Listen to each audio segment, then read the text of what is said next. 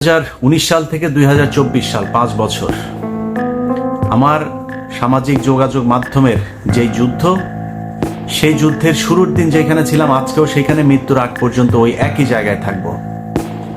দেশে একটা ঘটনা ঘটছে এই মুহূর্তে, যেটা নিয়ে তোলপাড়। আমাদের কিছু নতুন সুশীল বুদ্ধিজীবী বের হয়েছে, যারা এটার পক্ষে নানান ধরনের মতামত দিয়ে আমাদের মাঝে একটা বিভ্রান্তি বিশৃঙ্খলা তৈরি করার চেষ্টা করছে। আমার আজকের ভিডিওতে খুব স্পষ্ট ভাষায় কিছু কথা বলবো, তথ্য প্রমাণ সহ। আপনার যদি মনে হয় আমি ঠিক বলছি, আমার সাথে থাকতে হবে। আপনি যেই জায়গায় যেইভাবে আছেন, আপনার জায়গা থেকে আপনাকে প্রতিবাদ করতে হবে। বাংলাদেশের জাতীয় সঙ্গীত এখন যেটা আছে সেটা থাকতে পারে না। আমি আমার শেষ নিঃশ্বাস যতক্ষণ পর্যন্ত থাকবে, একজনও যদি আমার পেছনে না থাকে, আমি আমার মৃত্যু পর্যন্ত এই জাতীয় সঙ্গীতকে বাতিল করার জন্য যতটুকু যা করা প্রয়োজন আমি করে যাব। প্রথম কথা, যদি কেউ ডিবেট করতে চান বলেন কোথায় যাবেন, আমি 5 জনকে নিয়ে সেখানে যাব। কে কোথায়, কোন জায়গায়, কোন ওপেন মার্কেটে কোথায় চ্যালেঞ্জ করতে চান, আমি আপনাদের চ্যালেঞ্জ অ্যাকসেপ্ট করতে রাজি। আপনার কথা কেউ বিশ্বাস করবে না, আমার কথা কেউ বিশ্বাস করবে না, করার দরকার নাই। যাদের কথা বিশ্বাস করবেন, যারা আপনাদেরই লোক, তাদের লেখা বই, তাদের লেখা বক্তব্য, সেগুলো থেকে প্রমাণ করে দেব যে বাংলাদেশের যে জাতীয় সঙ্গীত, এটা বাংলাদেশের স্বাধীনতাকে কেন্দ্র করে লেখা হয় নাই। আমি 2019 সালে যেদিন এই সোশ্যাল মিডিয়াতে প্রথম ভিডিও তৈরি করেছিলাম সাংবাদিকতা বাদ দিয়ে, সেই দিন আমি বলেছিলাম যে বাংলাদেশের সব সমস্যার মূল কারণ হচ্ছে ভারত।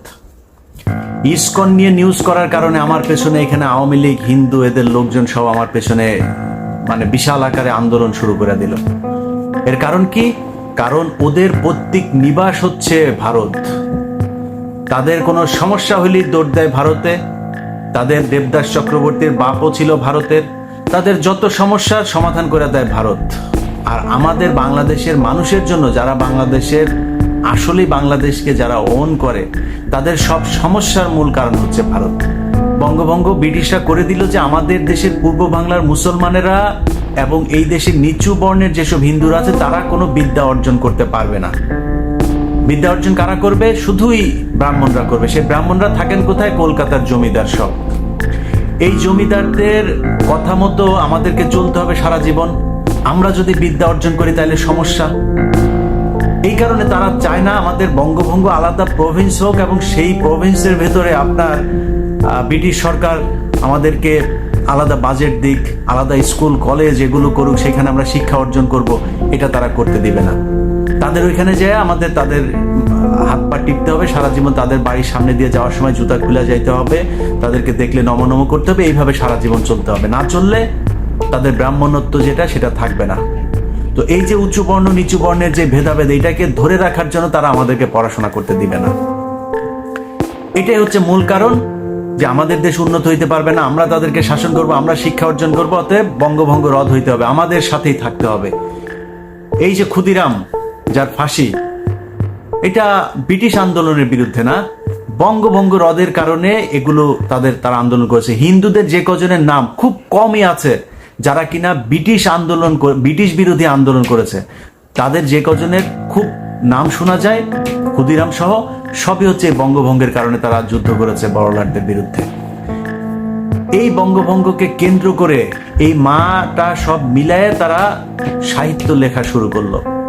এই সাহিত্য চর্চার এই আপনার কি বলবো ফসল হলো আমাদের এই যে আজকের যে কথিত জাতীয় সঙ্গীত, সেইটাকে আমরা 1971 সালে বলছি জাতীয় সঙ্গীত। আপনি বলেন 1905 সালে যারা আমাদের এই পূর্ব বাংলার বিরুদ্ধে যারা এই কবিতা লিখলো, আমাদের বিরুদ্ধে যারা আন্দোলন করলো, ব্রিটিশদের বিরুদ্ধে দৌড়ঝাঁপ করলো, সেইটা লেখা আমার দেশের স্বাধীনতা নিয়ে আপনাদেরকে এখন বুঝাইতে চাচ্ছে যে স্বাধীনতার সার্বভৌমত্ব চলে যাবে, এই স্বাধীনতার চেতনা চলে যাবে। আরে ভাই, ওটা তো স্বাধীনতার বিরুদ্ধে লেখা। বাদ দিলাম এটা। রবীন্দ্রনাথ ঠাকুর কোন দেশের নাগরিক? আমার দেশে বহু হিন্দু আছেন, ওই দেবপ্রিয় ভট্টাচার্যরে বলেন লেখা দিতে, আমরা ওনারটা লিখবো, কোনো সমস্যা নেই। এই দেশে বহু হিন্দু আছে, কোটি কোটি হিন্দু আছে, তাদেরকে বলেন যে আমার দেশের জাতীয় সঙ্গীত তাদের 5 জনের হাতে ছেড়ে দেব, আপনারা লেখা দেন। আরেক দেশের নাগরিকের লেখা জাতীয় সঙ্গীত তো আমার দেশে চলতে পারে না। ঢাকা বিশ্ববিদ্যালয়ের হিসাব আজকে বাদ, আজকে জাতীয় সঙ্গীতের ভেতরেই থাকি।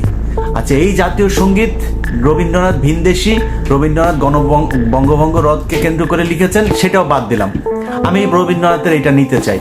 আচ্ছা, রবীন্দ্রনাথের যে লেখাটা, এই যে আমার যে জাতীয় সঙ্গীত, এটা আমি পুরাটা নিতে চাই। এখান থেকে বাদ দেওয়া হয়েছে কেন, বাদ দেওয়া সেই লাইনগুলো কি, সেটা আমি শুনতে চাই। গুগল করেন, উইকিপিডিয়াতে যান, লেখেন যে পুরো জাতীয় সঙ্গীত, সেইখানে সবগুলো লাইন যদি আপনি মুসলমান হয়ে পড়তে পারেন, মায়ের পায়ের মধ্যে মাথা ঠেকাচ্ছেন, দুর্গার কথা বলা হচ্ছে, সেই লাইনগুলো কেন বাদ গিয়েছে? সেই লাইন বাদ আমি দিতে চাই না। আপনি যদি জাতীয় সঙ্গীত হিসাবে এটাকে চালাইতে চান, আমি পুরাটা পড়তে চাই, দেখি আমার দেশের মুসলমান সেটা পড়তে পারে কিনা। সেটাকে কৌশলে বাদ দিয়ে তারপরে তার সেই দুর্গাকে লেখা সেই কবিতাকে আপনার আমাদের জাতীয় সঙ্গীত হিসাবে চালিয়ে দেওয়া হচ্ছে। আমি যদি মিথ্যা বলি, গুগল করে তারপরে চেক করে নেন। ওইটাও বাদ দিলাম। সেই গান আপনি দিয়ে দিলেন আমার সুর করে, তারপরে জাতীয় সঙ্গীত হিসাবে তারে নাইরে গাওয়ার জন্য। এই তারে নারে গানের যে সুরটা, সেই সুরটা কার লেখা? আমার এই ভিডিওটা, আমার এই কথাটা এই মুহূর্তে যিনি শুনছেন, আমার মনে হয় আমার ভিডিও যারা দেখেন তাদের 99% মানুষ জানেন এই সুরটা কার লেখা। গগন হরার আমি কোথায় পাবো তারে, সেই গান থেকে আপনি এই কইরা গান সুর চুরি করে নিয়ে আসা তারপরে আমার দেশের জাতীয় সঙ্গীতের ভেতরে চালায় দিচ্ছেন, এটা আমার জাতীয় সঙ্গীত। এই গানকে, এই সুরকে চুরি করা, ইয়েস অথবা নো। যারা আজকে এই ভারতের পেইড এজেন্ট, টাকা পয়সা খেয়ে যারা কি বলে নাস্তিকগুলা জাতীয় সঙ্গীতের পক্ষে, তারা এখন করছে। আর বেটা, তুই জাতীয় সঙ্গীতের জন্য তোর এতই, এই পুরো দেশটাই তো দখল হয়েছিল 15 বছর, তুই কোথায় ছিলি তখন? পরে গিয়া জিজ্ঞেস করেন তোর বাপ রবীন্দ্রনাথ এই গগন হর করার থেকে এই সুর চুরি করেছে কি না। আমি ধর্ম, অন্য দেশি কবে লিখেছে সব বাদ দিলাম। আপনি কি চান যে কারো চুরি করা সুর আপনি সারা জীবন আমার স্বাধীন দেশ, রক্ত দিয়ে যে দেশের স্বাধীনতা অর্জিত হয়েছে সেই দেশের জাতীয় সঙ্গীত হোক? যদি না চান, তাহলে এই জাতীয় সঙ্গীত পরিবর্তন করতে হবে। বাংলাদেশের যেইখানে যেই অবস্থায় আছেন, সবার কাছে আমার অনুরোধ থাকবে, আজ থেকে কোথাও কোনো জাতীয় সঙ্গীত যেখানে বাজানো হোক সেখানে গিয়ে বাধা দেবেন, এবং কোনো শিক্ষা প্রতিষ্ঠান, কোনো জায়গায় বাংলাদেশের এই যে কথিত যে জাতীয় সঙ্গীত, এটা পাঠ করা যাবে না। কারণ কারো কোনো মূর্তিকে নিয়ে লেখা, কারো ধর্মীয় কোনো সঙ্গীত, বাংলাদেশের মানুষের বিরুদ্ধে লেখা কোনো সঙ্গীত, চুরি করে আনা কোনো সঙ্গীত, কোনো পতিতা ব্যবসায়ের কোনো সঙ্গীত, কোনো চোরের কোনো লেখা সঙ্গীত বাংলাদেশের জাতীয় সঙ্গীত হইতে পারে না।